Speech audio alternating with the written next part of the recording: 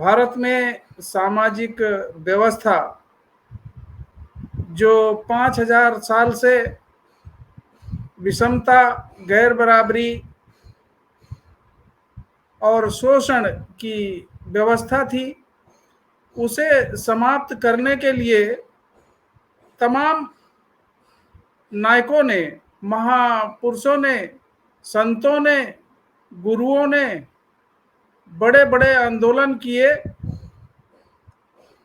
तो ये प्रश्न उठता है कि महापुरुषों के, महानायकों के या संतों गुरुओं के आंदोलन क्या थे। तो इस पे गंभीरता से विचार करें तो सबसे पहले सामाजिक व्यवस्था जो शोषण, अन्याय, अत्याचार पे आधारित थी, उसके खिलाफ तथागत बुद्ध ने बहुजन हिताय बहुजन सुखाय की बात करी।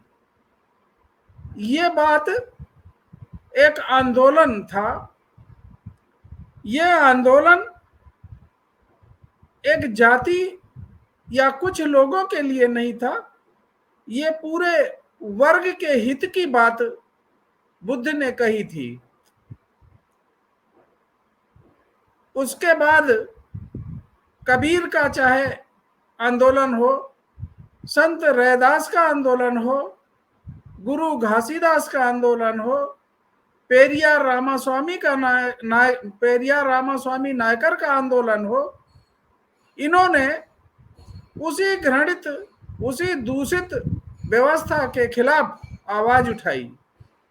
मानवता के पक्ष में, मनुष्यों के कल्याण के लिए, मनुष्यों की भलाई के लिए, मानवता की रक्षा के लिए इन संतों गुरुओं ने भी समाज को आंदोलित किया। समाज में हलचल पैदा हुई, समाज में टेंशन पैदा हुई। लोग आडंबर, अंधविश्वास, रूढ़वादियों के खिलाफ इन संतों गुरुओं ने लोगों को आगाह किया। ये आंदोलन किसी एक धर्म के खिलाफ नहीं थे, उस व्यवस्था के खिलाफ थे जो इंसानियत के विरुद्ध थी। और इनके आंदोलन, संतों गुरुओं के आंदोलन पूरी मानव जाति के कल्याण के लिए थे, मानवता के लिए थे। डॉक्टर बाबा साहब अंबेडकर ने जो वंचित समाज था, जो शूद्र समाज था, जो यहाँ का मूल निवासी समाज था, जिसे संपत्ति, शिक्षा, सभी मानवीय अधिकारों से जिसे वंचित कर लिया गया था, जानबूझकर वंचित किया गया था, उनके कल्याण के लिए चाहे महाड़ सत्याग्रह हो, चाहे कालाराम मंदिर में प्रवेश का आंदोलन हो,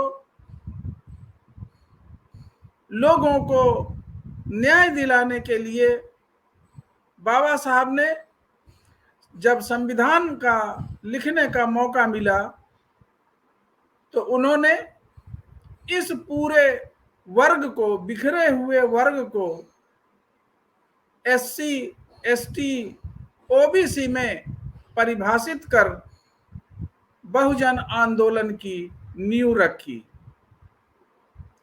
यह आंदोलन इस वंचित समाज को उसकी गुलामी से, परतंत्रता से, निर्भरता से मुक्ति का आंदोलन था। बाबा साहब ने संविधान में विशेष रूप से इन वर्गों को अधिकार देकर इनकी मुक्ति के रास्ते दिलाए। ये बहुत बड़ी आबादी थी। लोकतंत्र की व्यवस्था करके बाबा साहब ने एक बड़ी आबादी को, उनको सरकार चुनने का, वोट देने का अधिकार दिया और उस वोट की कीमत सबकी बराबर दी।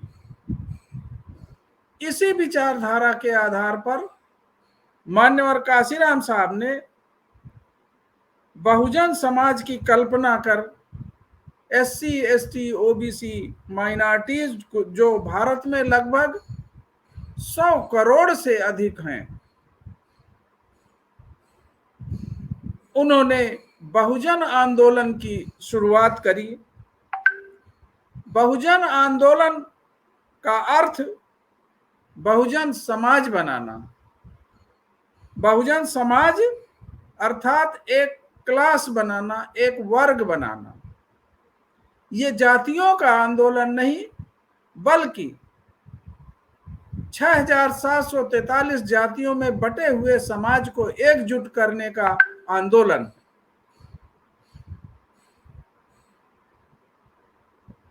ये संगठन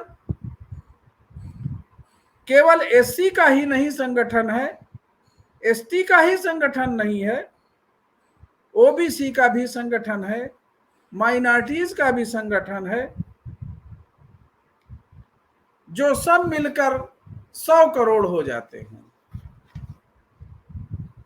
बहुजन आंदोलन किसी जाति के आधार पर नहीं, बल्कि जातियों को तोड़कर बहुजन समाज बनाने का आंदोलन है।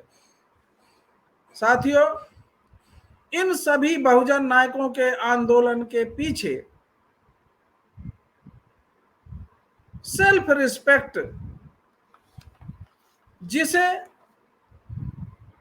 जिनके रिस्पेक्ट को कुचला गया था, जिनके स्वाभिमान को कुचला गया था, उनके स्वाभिमान को वापस स्वाभिमान दिलाने के लिए ये बहुजन नायकों के आंदोलन थे। बहुजन नायकों के आंदोलन आर्थिक मुक्ति के आंदोलन थे। बहुजन नायकों के आंदोलन व्यवस्था परिवर्तन, सामाजिक व्यवस्था परिवर्तन के आंदोलन थे और अंततः सत्ता परिवर्तन के आंदोलन थे। व्यवस्था परिवर्तन एक ऐसी विषमता मूलक समाज व्यवस्था जो शोषण, गैर बराबरी के आधार पर बनाई गई थी, उस व्यवस्था को, सामाजिक विषमता को समाप्त करने का यह आंदोलन था। बहुजन आंदोलन केवल एक राजनीतिक आंदोलन ही नहीं, बल्कि एक मिशन, एक व्यवस्था परिवर्तन का आंदोलन, समानता पर आधारित मूल्यों की स्थापना का आंदोलन। और यह तभी हो सकता है जब राजनीतिक सत्ता पर पूर्ण नियंत्रण प्राप्त किया जा सके। समानता का अधिकार, समानता पर आधारित मूल्य क्या हैं, वैल्यू बेस्ड सोसाइटी बनाने का यह आंदोलन क्या है? तो भारत में ब्राह्मणवाद या मनुवाद ने जो सांस्कृतिक मूल्य स्थापित किए हैं, वे समाज की सभी समस्याओं की जड़ हैं। सांस्कृतिक परिवर्तन का अर्थ हिंदू धर्म द्वारा स्थापित असमानता पर आधारित सामाजिक सांस्कृतिक मूल्यों को नष्ट कर परम समानता पर आधारित मूल्यों की स्थापना। यह है बहुजन आंदोलन, यह है बहुजन नायकों के आंदोलन। और ये आंदोलन राजनीतिक सत्ता पर पूर्ण नियंत्रण स्थापित करने के आधार पर करने से ही सफल हो सकते हैं। जय भीम, नमो बुद्धाय।